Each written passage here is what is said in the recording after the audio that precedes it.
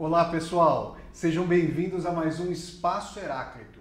Meu nome é Flávio Ricardo Vassoler e antes de nós iniciarmos o programa de hoje com uma dica de uma obra de um autor, eu gostaria de lembrar a vocês que todos os programas que foram ao ar até o dia de hoje do Espaço Heráclito estão disponíveis na página da TV UOL, que é a parceira aqui da TV Geração Z. Vocês podem encontrar todos os programas ali na TV UOL eles vão ficar armazenados lá para sempre. E vocês também encontram a maior parte dos programas que já foram ao ar no YouTube ali. Eu venho subindo os programas, estou quase terminando de subir todos os programas ali para o YouTube. Então vocês podem procurar tanto na TV UOL quanto na página do YouTube os programas, os debates, para vocês acompanharem a trajetória de debates aqui do nosso Espaço Heráclito.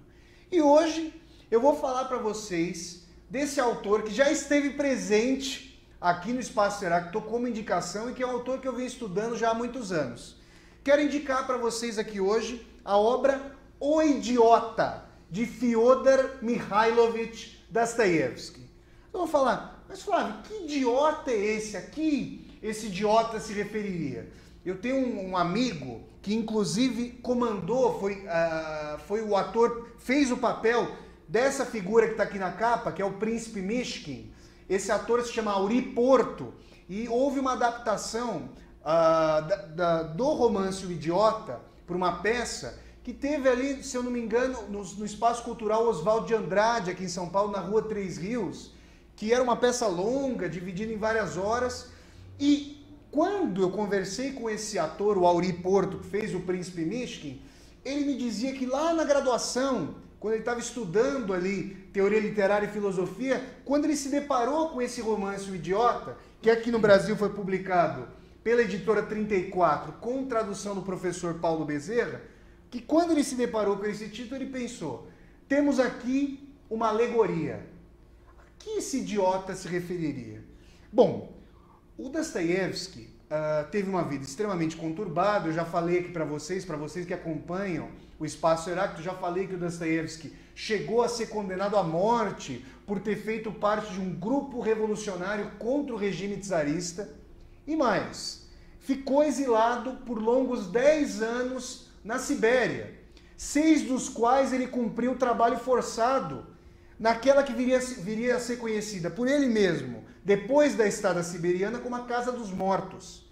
Mas muito bem, o Dostoiévski nesse romance, O Idiota, está preocupado, pessoal, e ele diz isso em cartas que ele troca com o irmão ou com os amigos ali, com os pares literários, em conceber, em criar uma personagem perfeitamente positiva, ou seja, que pudesse encarnar a bondade como expressão factual e concreta das relações. Nesse sentido, ele vai pensar no Príncipe Mishkin como uma fusão de duas figuras fundamentais para a trajetória do Ocidente. A primeira delas é a imagem de Cristo, a imagem de Cristo, sobretudo, com a lógica do Sermão da Montanha, ou seja, com a tentativa de oferecimento da outra face, com a tentativa de diluir os conflitos em prol da abnegação, em prol da execução caridosa de ações para o outro. Essa figura de Cristo vai permear a constituição do Príncipe Mishkin. E uma outra figura emblemática para o Dostoiévski é o Dom Quixote. Essa figura cavalheiresca que ali, no ocaso da forma romanesca e dos hábitos cavalheirescos de honra, de dignidade, vai tentar salvaguardar o passado, projetando-o como uma realidade que não mais existe, a não ser como realidade ficcional para essa figura quixotesca. Daí esse adjetivo onírico associado à figura do Dom Quixote. E é interessante pensar, pessoal, que enquanto o Dostoiévski concebia a figura do Príncipe Mishkin, ele trocou uma série de cartas e chegou a dizer, numa carta para o seu irmão, que o fato de o Príncipe Mishkin ser a fusão de duas personagens emblemáticas, muitas vezes distantes da realidade concreta de guerra hobbesiana dos homens, que esse distanciamento da realidade, ao invés de fazer com que a personagem se enfraquecesse, tivesse a sua força esboroada, na verdade, coroaria o seu ideal de vida. E aí ele usa uma lógica peculiar para nós pensarmos sobre o ideal de elevação, de utopia, de reforma e, no limite, revolução moral da humanidade. Diz o Dostoiévski que aquilo que serve como base para as ações do Dom Quixote é um sonho que, na verdade, está contido em outro sonho. Dom Quixote não está apenas lutando para salvaguardar um passado que está ruindo. Na verdade, existe, em meio a esse sonho de retomar os valores de nobreza e de cavalaria, um outro sonho que é justamente a utopia cristã, a reforma moral da humanidade. E um sonho dentro do outro, ou seja, uma utopia se escorando em uma outra tentativa onírica de salvaguardar o passado, faria com que essa utopia mais elevada da constituição do Éden na Terra, ou do Éden como norte, fosse resguardada e não perdesse no contato com a realidade mais brutal. É com esse paradoxo que o Príncipe Mishkin vem à tona, pessoal, nesse que é um dos livros mais bonitos do Dostoiévski. Eu li esse livro pela primeira vez há praticamente 10 anos já, estava comentando isso com o convidado de hoje, que eu já vou apresentar a vocês, e como sempre, eu quero ler um trecho do Idiota para tentar estimulá-los à leitura, mas para que vocês sintam a atmosfera extremamente escatológica e febril desse, que é uma das grandes obras do Dostoiévski. E eu vou ler um trecho um pouco distinto dessa arguição que eu fiz aqui com vocês. Eu quero ler um trecho que até se relaciona com características autobiográficas do Dostoiévski. O Dostoiévski, como vocês sabem, ou como ficam sabendo agora, sofria terrivelmente de epilepsia.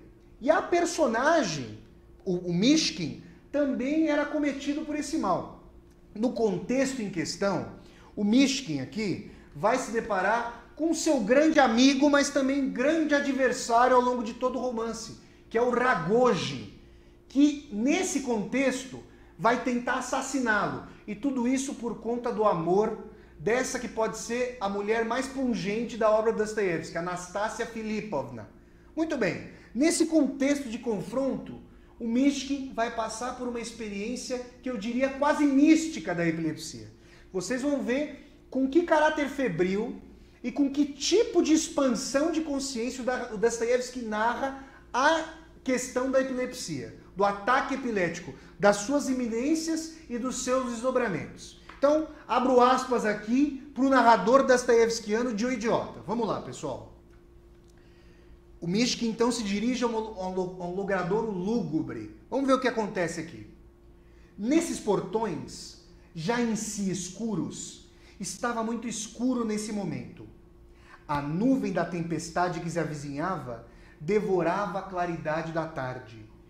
E no mesmo instante que o príncipe se aproximava do prédio, as nuvens rasgou-se de repente e desabou a chuva. Enquanto ele se movia impetuosamente do lugar depois de uma parada instantânea, viu-se bem debaixo dos portões, em plena entrada da rua. Subitamente avistou um homem no fundo da entrada, na penumbra, bem junto ao acesso à escada. Seria o Ragozhin? Vamos ver. Era como se esse homem estivesse esperando algo. No entanto, saiu voando e desapareceu. O príncipe não conseguiu distingui-lo com nitidez e, é claro, de maneira nenhuma podia dizer com certeza quem era ele. Ainda por cima, muita gente podia passar por ali. Ali ficava o hotel e pessoas iam e vinham no corre-corre incessante pelos corredores. Mas num átimo, ele sentiu a mais plena e irrefutável convicção de que conhecia esse homem e que, sem dúvida, era Ragozhin. Um instante depois, o príncipe se precipitou atrás dele pela escada. Seu coração parou.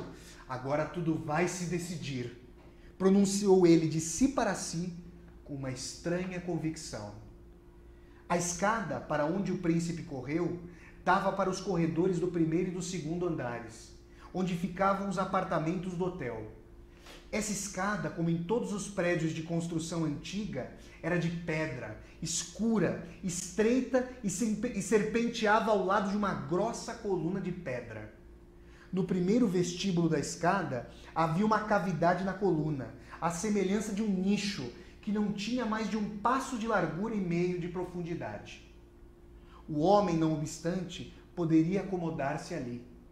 Por mais escuro que estivesse, mesmo assim, ao chegar ao vestíbulo, o príncipe distinguiu no mesmo instante que ali, naquele nicho, havia uma pessoa escondida, sabe-se lá por quê. O príncipe teve uma súbita vontade de passar ao lado sem olhar para a direita. Já havia dado um passo, mas não se conteve e virou-se. Os 2 olhos de antes, os mesmos, súbito se cruzaram com o olhar dele. O homem que se escondia no nicho também já conseguira recuar 1 passo dali. Em 1 segundo, os 2 estavam cara a cara, quase encostados. Súbito, o príncipe o agarrou pelos ombros e o virou para trás, no sentido da escada, mais próximo da claridade. Queria ver seu rosto com mais nitidez. Os olhos de Ragozin brilharam e um riso furioso lhe deformou o rosto. Sua mão direita ergueu-se e alguma coisa brilhou dentro dela. O príncipe não pensou em detê-la. Lembrava-se apenas de que parecia haver gritado: Parfen! Esse é o primeiro nome do Ragozin. Parfen! Não acredito! Depois, foi como se alguma coisa se escancarasse subitamente diante dele. Uma luz interior inusitada lhe iluminou a alma.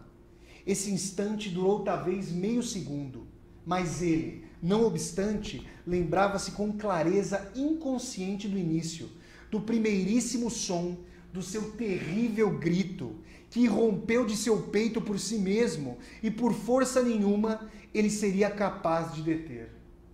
Depois, sua consciência se apagou por um instante e veio a plena escuridão.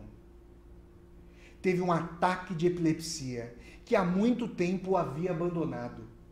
Sabe-se que os ataques de epilepsia, a própria epilepsia, passam num instante.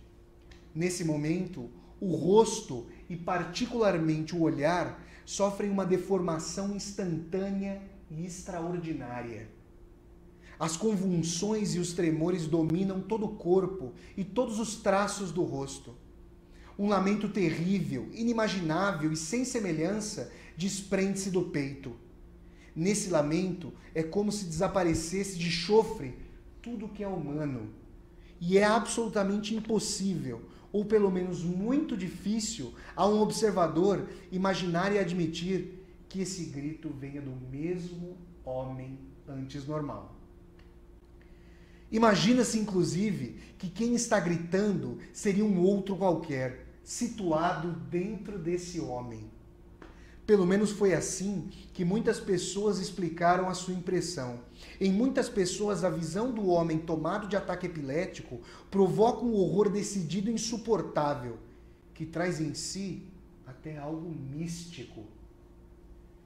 Cabe supor que essa impressão de um pavor instantâneo, acompanhado de todas as demais impressões terríveis desse instante, de repente deixaram Ragozin entorpecido no lugar e assim salvaram o príncipe de um inevitável golpe de faca que contra ele se erguera. Depois, ainda sem ter tido tempo de adivinhar o ataque, e ao ver que o príncipe recuara, cambaleando e súbito caíra de costas, escada abaixo, batendo a nuca com toda a força no degrau de pedra, Ragozin precipitou-se escada abaixo num abrir e fechar de olhos, contornou o homem estirado e, quase sem sentido, saiu correndo do hotel. Olha, pessoal, eu espero ter conseguido transmitir um pouco para vocês dessa atmosfera escatológica e brutal de ruptura de uma realidade mais propriamente verossimilhante, e essa é uma das características mais fortes do Dostoiévski como escritor, para tentar mostrar o subterrâneo do real, aquilo que é mais real do que a realidade mais comezinha, verossímil, cotidiana e paulatina do que essa realidade nos mostra. Fica aqui, então, a indicação dessa grande obra da Dostoiévski, publicada no Brasil pela Editora 34, com tradução do professor Paulo Bezerra, O Idiota. Muito bem, pessoal. Feita essa indicação tétrica do Dostoiévski, eu quero apresentar a vocês ele que é arquiteto, graduado em filosofia pela USP e pela mesma FEFELESH, a Faculdade de Filosofia, ele está desenvolvendo sua pesquisa de mestrado, que é o Paolo Colosso. Tudo bom, Paolo? Boa noite, tudo bem e você, Flávio? Tudo bom. Paolo, muito obrigado pela sua presença aqui. E, Paolo, a gente vai falar aqui hoje, para situar o pessoal aqui, os telespectadores do Espaço Heráclito, sobre as tensões da configuração urbana, sobre a questão da cultura urbana e sobre as questões políticas envolvidas no desenho urbano das cidades. Aí eu te pergunto, como que a gente poderia definir e entender aquilo que os estudiosos chamam de cultura urbana, Paulo?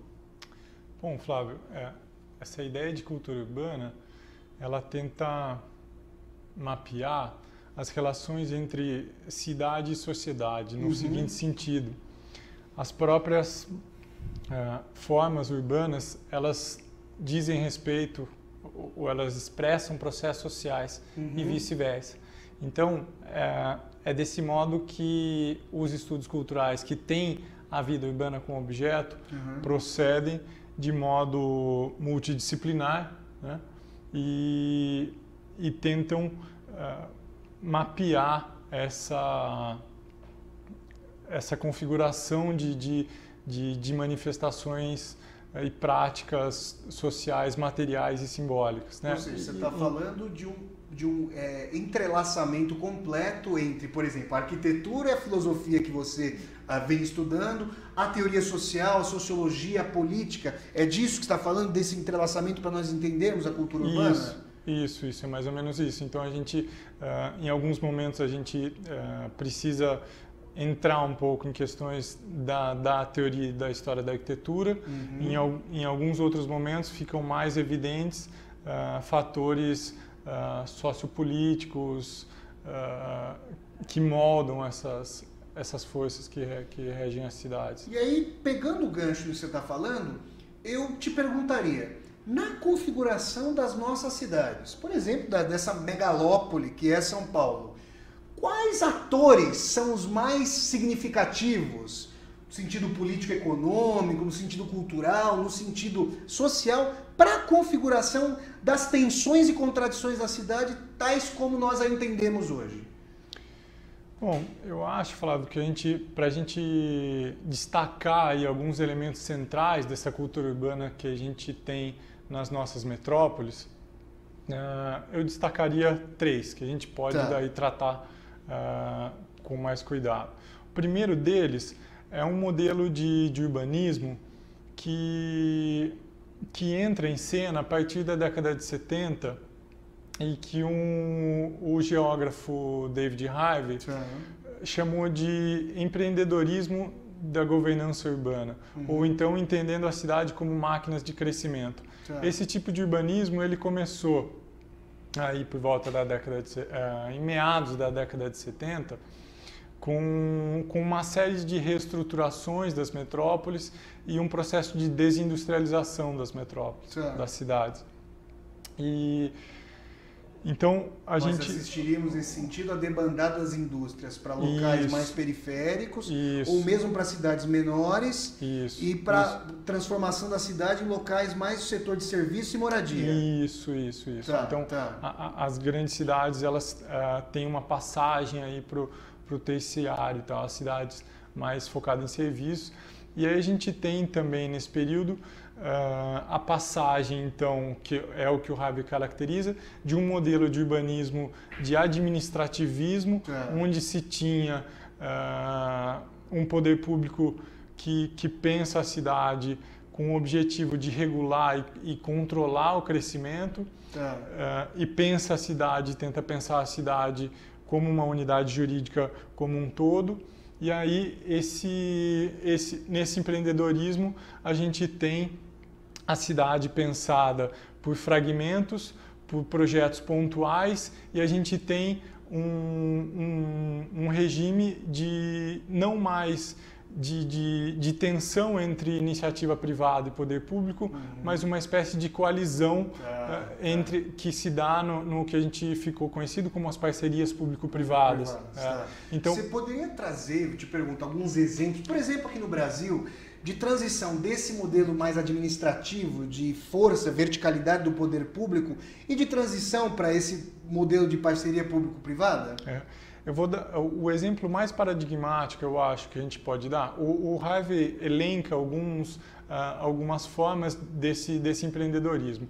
Eu vou trazer um deles, que é também um dos eixos do empreendedorismo, que vai no sentido de investir no setor de cultura e das artes. Né? Então, que dá aí para uma imagem de cidade dinâmica e também cosmopolita para essas cidades que se pretendem globais. Um exemplo bastante paradigmático na teoria, na história recente da arquitetura foi Bilbao, com o projeto do Guggenheim de Bilbao, do arquiteto norte-americano Frank Gehry, que é um projeto de alto impacto, com formalismos exuberantes, que funciona como um monumento que pousa numa região e tenta valorizar aquele entorno. Por exemplo, quais são as medidas arquitetônicas concretas de valorização, Paulo? Então, a ideia do Guggenheim de Bilbao, ele funciona, lógico, como inserido com uma série de outras instituições, né? O Guggenheim e tal, com uma série de iniciativas de valorização do entorno. Então, você tem uma cidade que passava por uma crise econômica, e é uma cidade que tenta reverter essa crise através desse investimento em cultura. Esse modelo de Bilbao, ele vai sendo repetido em outros lugares, e aí o interessante para a gente trazer para a nossa realidade é como esse modelo vem para uma realidade de cidades periféricas ou de países emergentes. Né? Isso me parece interessante, pedindo a palavra aqui, para a gente, já encerrando esse bloco, chegar ao segundo, que pensar, ainda que a Espanha esteja em uma crise profunda agora, pensar a reconfiguração da cidade em cidades que foram mais planejadas, digamos, com uma racionalidade de mais inclusão, tem uma configuração. Chegar a São Paulo com essas tensões profundas de classe, que existem na Espanha, mas que estão aqui reconfiguradas num outro sentido, faz com que as ações entre a governança e os parceiros privados sejam de outra natureza. Olha, pessoal, a gente vai continuar, a gente vai pegar o debate a partir dessas tensões políticos-sociais entre o Estado e a iniciativa privada para a configuração das cidades, a partir do segundo bloco da nossa discussão aqui com o arquiteto e mestrando em filosofia pela Faculdade de Filosofia da USP, o Paolo Colosso. Então a gente vai fazer um rápido intervalo e voltamos daqui a 2 minutinhos, pessoal.